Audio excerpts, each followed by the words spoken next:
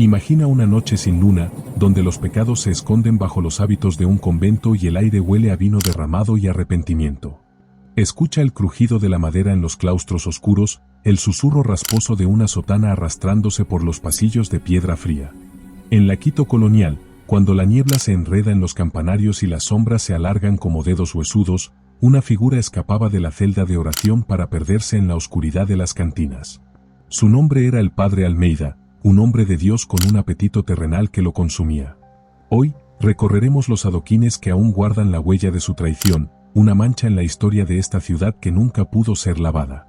Te adentrarás en la verdadera historia del monje que, sediento de placeres prohibidos, terminó bebiendo con el mismísimo diablo. Pero te advierto, después de escuchar esto, quizá la próxima vez que camines por el centro histórico, sientas una presencia fría a tu lado, o creas ver, por un instante, el brillo de unos ojos rojos reflejados en el charco de una bebida derramada. En el Quito del siglo XVIII, cada piedra del empedrado rezumaba devoción y miedo. La ciudad, encajonada entre volcanes, era un laberinto de callejones estrechos donde la fe y el temor se fundían en un mismo susurro. Desde las imponentes fachadas de las iglesias bañadas en oro hasta las cruces grabadas en las puertas más humildes, todo giraba en torno a un catolicismo estricto, un Dios vigilante cuyos castigos se narraban en sermones que helaban la sangre. Pero bajo esa capa de fervor, latía un mundo de supersticiones profundas. La gente creía a pies juntillas en los duendes que torcían los caminos, en las ánimas que lloraban en la noche, sobre todo, en el diablo, un ser tangible que merodeaba buscando almas descarriadas para tentarlas. Era en este mundo de claroscuros donde se alzaba el convento de San Diego, una fortaleza de oración y penitencia cuyos muros de adobe parecían diseñados para contener los pecados del mundo exterior. Dentro, el silencio solo era roto por el canto llano de los monjes y el repique de las campanas que marcaban una rutina inmutable de rezo y trabajo. Era una vida de renuncia, donde cada deseo humano era aplastado por el peso de la disciplina, y donde la sombra de la tentación era, quizás, el residente más permanente. En una época en la que se creía que un ángel y un demonio luchaban por cada alma en cada esquina, el convento no era un refugio, sino el campo de batalla mismo. En el corazón de aquel silencio sagrado, habitaba el padre José Almeida. A simple vista, era un monje más, un hombre de rostro serio y manos callosas que cumplía con sus oficios divinos. Pero quienes lo observaban con detenimiento podían percibir una tormenta en sus ojos, una mirada perdida que a menudo se clavaba en la ventana, como si anhelara escapar del perfume del incienso para sumergirse en los olores terrenales de la ciudad. Su fe era un altar tambaleante, y en el centro de ese conflicto ardía una sed que la oración no podía apagar. Era la sed de vino, del líquido rojo que ardía en la garganta y adormecía la conciencia. Mientras sus hermanos dormían, él deambulaba por los pasillos, luchando contra el demonio de la tentación que le susurraba al oído, prometiéndole un solo trago, un solo momento de olvido. Los rumores empezaron a circular en susurros discretos. Se decía que a veces llegaba tarde a los maitines, que su aliento llevaba un aroma extraño, dulce y agrio al mismo tiempo. Y en sus momentos de mayor angustia, cuando arrodillado intentaba rezar, un susurro escapaba de sus labios, más para sí mismo que para Dios: líbrame de mí mismo. Era la plegaria desesperada de un hombre atrapado entre el cielo que prometía y la tierra que lo tentaba. Fue en una noche particularmente oscura cuando la tentación pudo más que sus votos. El sonido del portón trasero al cerrarse tras de sí fue un golpe sordo que resonó como un trueno en su conciencia. El aire frío de la calle le azotó el rostro, sintiendo cada paso sobre los adoquines irregulares como una condena. Se movía como un fantasma entre las sombras, alejándose del recinto sagrado mientras era atraído por el débil resplandor y el bullicio lejano que emanaba de una taberna escondida en una callejuela. El olor agrio de alcohol fermentado y tabaco se mezclaba con las risas groseras de los parroquianos, un mundo profano que le abría sus brazos. Cada paso que daba hacia esa luz cálida y pecaminosa era un paso que lo alejaba irrevocablemente de Dios, un naufragio voluntario. Y fue entonces, al cruzar frente a la iglesia de la compañía, cuando lo sintió, una presencia fría que se movía a sus espaldas sin hacer ruido. Se volvió, nervioso, y no vio a nadie. Solo un perro callejero, que había estado gruñendo ante un mendigo, se quedó en silencio absoluto, observándolo con el lomo erizado y los labios retraídos en una muda amenaza. No hizo un solo sonido. Era como si el animal viera algo peor que un simple monje caminando en la noche. Esa noche, Quito no dormitaba, sino que observaba. Las paredes blancas de las casas parecían palidecer aún más, y las sombras en los callejones tenían una densidad anormal, como si respiraran. Al entrar en la taberna, el aire era pesado, cargado con el humo de una pipa que olía a azufre y flores marchitas. Allí, sentado en un rincón apartado, estaba él. Un hombre de rostro pálido y ropas demasiado elegantes para aquel lugar, cuyos ojos no reflejaban la luz de las velas, sino que parecían tener un fuego propio. Padre Almeida, dijo con una voz que era un susurro sedoso, un alma atormentada merece un poco de paz, ¿no lo crees? La conversación fluyó como un río envenenado. El extraño conocía cada uno de sus pecados, cada pensamiento impuro que había cruzado por su mente, cada gota de vino robada. Hablaba de sus miedos más íntimos, de la opresiva rutina del convento, con una familiaridad aterradora. No hay culpa en disfrutar de los placeres que este mundo ofrece, murmuró, llenando la copa del monje sin tocarla.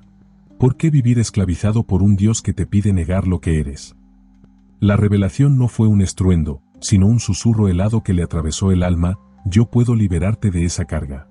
Bebe sin remordimientos, vive cada noche como si fuera la última. Solo pido a cambio algo que, en tu desesperación, ya consideras un lastre, tu alma. El padre Almeida, con la mente nublada por el alcohol y una desesperación que lo había consumido, miró fijamente el líquido rojo en su copa. Ya no veía el vino, veía la libertad. Y con la cabeza gacha, en un acto que era a la vez rendición y liberación, asintió. No pronunció palabra, pero su silencio fue un contrato firmado en las tinieblas. La copa que el extraño le ofreció brilló con un color demasiado espeso, demasiado vivo. Cuando el padre Almeida la bebió, el sabor metálico y cálido no era el del vino, sino el de la sangre que sellaba su destino.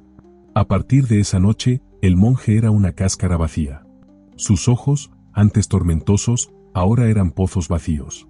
Dormía en ráfagas cortas, interrumpidas por pesadillas que lo hacían despertar con la garganta seca y un nombre prohibido en los labios.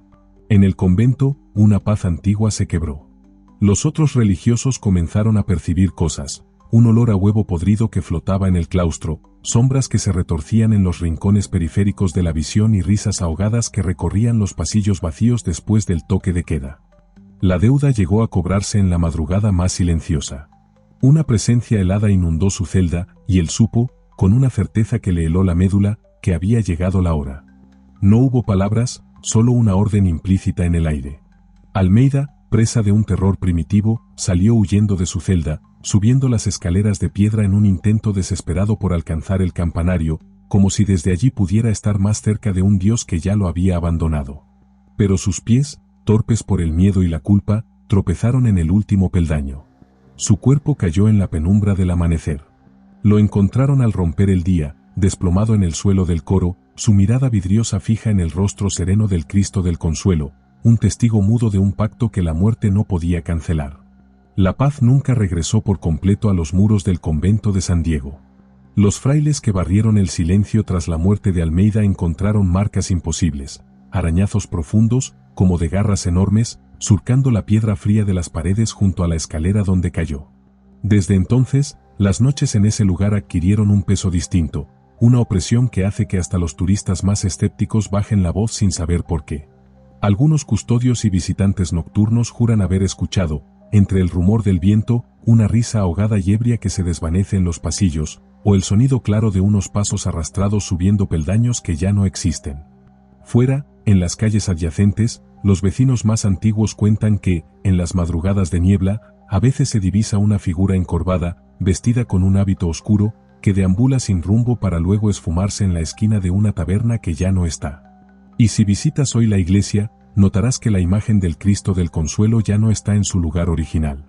Los religiosos de la época lo movieron, pues afirmaban que en la quietud de la noche, bajo la tenue luz de las velas, el rostro de la escultura parecía surcado por lágrimas de verdad, un llanto silencioso por un alma que se perdió para siempre en un pacto escrito con la sed.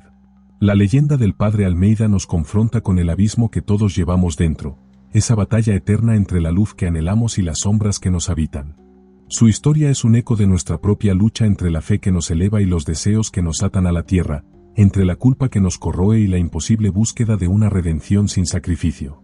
¿Fue el diablo un ente real, un ser de carne y fuego que se sentó a beber con él? ¿O fue la encarnación de su propia conciencia, un fantasma proyectado por el peso insoportable de su pecado? Tal vez el verdadero pacto no se selló en una taberna, sino en el instante en que dejó que su sed venciera a su voluntad. Su leyenda nos enseña que a veces, los demonios más terribles no ascienden desde un infierno lejano, sino que emergen de las grietas más profundas de nuestra propia alma, tomando la forma de nuestras debilidades más íntimas. Hoy, si te aventuras a caminar por el convento de San Diego al caer la noche, y te atreves a subir sus escaleras de piedra desgastada por el tiempo y el misterio, quédate muy quieto y escucha.